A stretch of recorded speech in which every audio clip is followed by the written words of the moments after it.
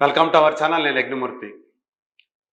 సంక్రాంతి సీజన్లో 2025 సంక్రాంతి సీజన్లో 3 సినిమాలు బరిలో దిగాయి.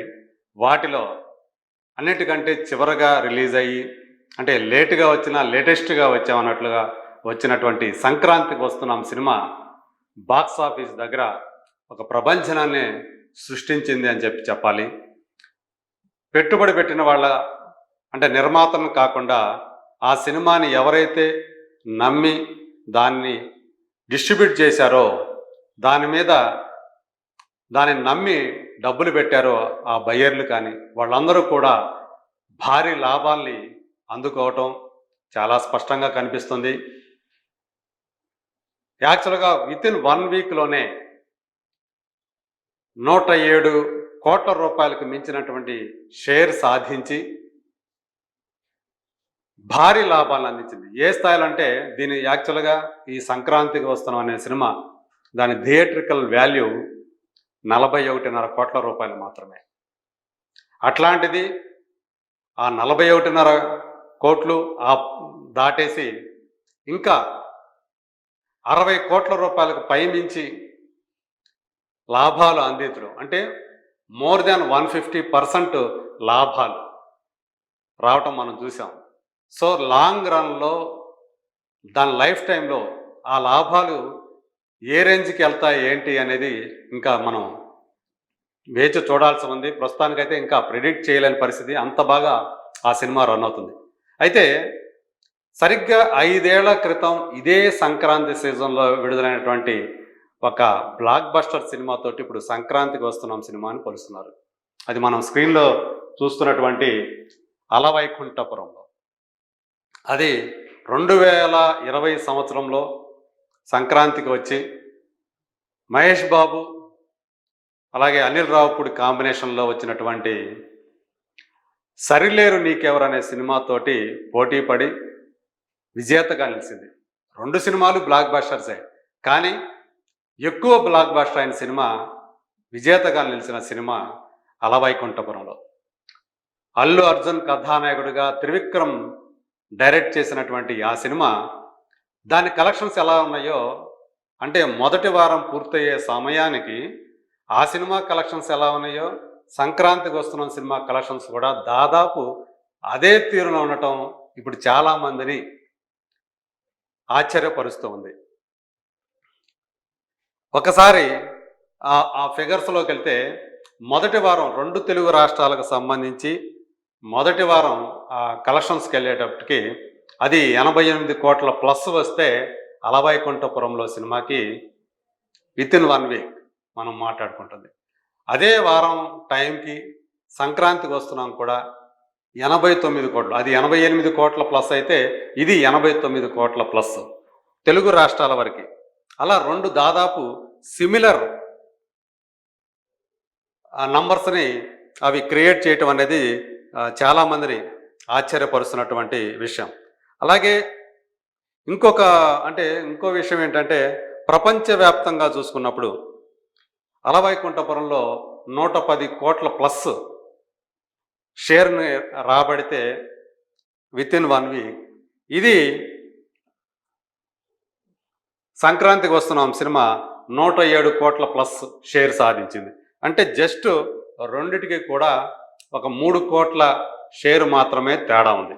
కానీ షేర్ రూపంలో సంక్రాంతికి వస్తున్నాం కొంచెం తగ్గిన, గ్రాస్ పరంగా చూస్తే అలవైకుంఠపురం కంటే కొంచెం ఎక్కువగా ఉందని చెప్పేసి మనకు తెలుస్తోంది.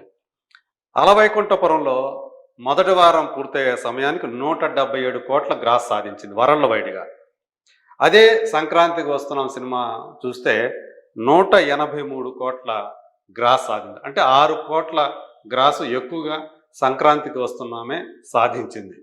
సో ఆ పర్సంటేజ్లో ఉన్నటువంటి తేడాలు, అలాగే ఇప్పుడు అంతా కూడా జిఎస్టీ కాబట్టి దాంతో వచ్చినటువంటి ఆ లెక్కల పరంగా చూసుకుంటే షేర్ కాస్త తగ్గింది అనుకోవాలి. ఇలా మొదటి వారం పూర్తయ్యే సమయానికి ఈ 2 సినిమాలు దాదాపు ఒకే రకమైనటువంటి బాక్సాఫీస్ ఫలితాన్ని, బాక్సాఫీస్ లెక్కల్ని సృష్టించడం ఇక్కడ గమనించాల్సినటువంటి విషయం. 1 వీక్ తర్వాత అలవైకుంఠపురంలో 50 కోట్లు ఆ తర్వాత ఎక్స్ట్రాగా అది షేర్ సాధించింది. మరి ఇప్పుడు అలవైకుంఠపురంలో సినిమా కూడా అదే తీరున ఇది కూడా 50 కోట్లు అంతకు మించినటువంటి షేర్‌ని కలెక్ట్ చేయబోతుందా రాబోయే రోజుల్లో అనేది అది ఒక్కటి మనం గమనించాల్సినటువంటి విషయం. సో ఏదేమైనప్పటికీ కూడా అప్పుడు అలవైకుంఠపురంలోకి ఒకే ఒక సినిమా పోటీల్లో ఉంటే 'సరిలేరు నీకెవరని' లాంటి సినిమా, ఇప్పుడు 'సంక్రాంతికి వస్తున్నాం' సినిమా 2 పెద్ద సినిమాలతో పోటీ పడింది. ఒకటి గేమ్ చేంజర్ అయితే 'రామ్ చరణ్' గేమ్ చేంజర్ అయితే, ఇంకొకటి బాలయ్య బాబు 'డాకు మహారాజ్'. ఈ 2 కూడా 'సంక్రాంతికి వస్తున్నాం' కంటే కూడా పెద్ద బడ్జెట్ సినిమాలే. 'డాకు మహారాజ్' ఒక రేంజి బడ్జెట్ అయితే, అంటే 'సంక్రాంతికి వస్తున్నాం'తో పోలిస్తే ఆల్మోస్ట్ డబల్ అనుకోండి దాని బడ్జెట్.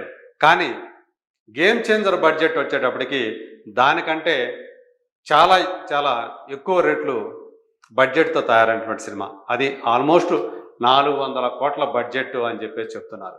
అదే 'సంక్రాంతికి వస్తున్నాం' సినిమా దగ్గరికి వచ్చేటప్పటికి అది 60 కోట్ల నుంచి 70 కోట్ల బడ్జెట్తో మాత్రమే తయారైనటువంటి సినిమా.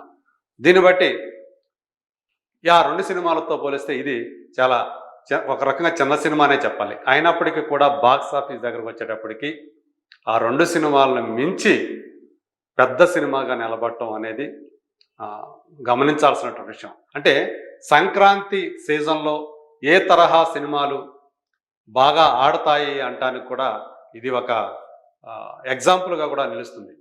గేమ్ చేంజర్ వచ్చేటప్పటికి ఒక యాక్షన్ డ్రామాగా చెప్పుకోవచ్చు. అలాగే 'డాకు మహారాజుకి' వచ్చేటప్పటికి ఒక ఎమోషనల్ యాక్షన్ థ్రిల్లర్గా మనకు కనిపిస్తుంది. కానీ 'సంక్రాంతికి వస్తున్నాం' అనే సినిమా టైటిల్లోనే ఒక సంక్రాంతిని పెట్టుకొని వచ్చింది. పైగా అది ఫక్తు ఫ్యామిలీ ఎంటర్టైనర్. సినిమా మొత్తం కూడా వినోదం మీదే ఆధారపడింది. హీరో పాత్ర కానివ్వండి, ఇద్దరు హీరోయిన్ల పాత్ర కానివ్వండి, అలాగే హీరో కొడుకుగా బుల్లిరాజు అనే ఒక చిన్న బాబు పాత్ర కానివ్వండి, అలాగే మిగతా ఈవెన్ విలన్లకు కానివ్వండి, అలాగే తండ్రుల క్యారెక్టర్లు కానివ్వండి, వీటన్నిటి చేత కూడా ఆల్మోస్ట్ అన్ని పాత్రల చేత ఆ నవ్వు తెప్పించడమే, నవ్వించడమే ఈ సినిమా ఘన విజయానికి దోహదం చేసింది. అంటే అందరూ కూడా ఇంటిల్లిపాది అందరూ కూడా కూర్చొని సరదాగా నవ్వుకుందాం, సరదాగా ఎంజాయ్ చేద్దాం అని ఆశించే వాళ్ళకి నిజంగానే ఒక విందు భోజనంలాగా వచ్చిన సినిమాగా ఈరోజు 'సంక్రాంతికి వస్తున్నాం' సినిమా కనిపిస్తోంది. అనిల్ రావుపూడి డైరెక్ట్ చేసినటువంటి ఈ సినిమాని దిల్ రాజు ప్రొడ్యూస్ చేశారు.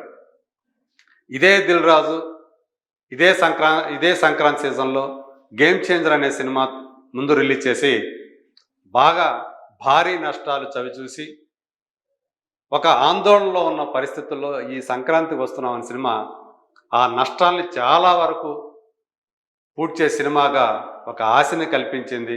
అలాగే ఈ 'సంక్రాంతికి వస్తున్నాం' సినిమాను నమ్ముకున్న దాని మీద పెట్టుబడులు పెట్టిన వాళ్ళందరినీ కూడా వాళ్ళ ముఖాలు తళతళ మెరిసేటట్లు చేస్తూ ఉంది.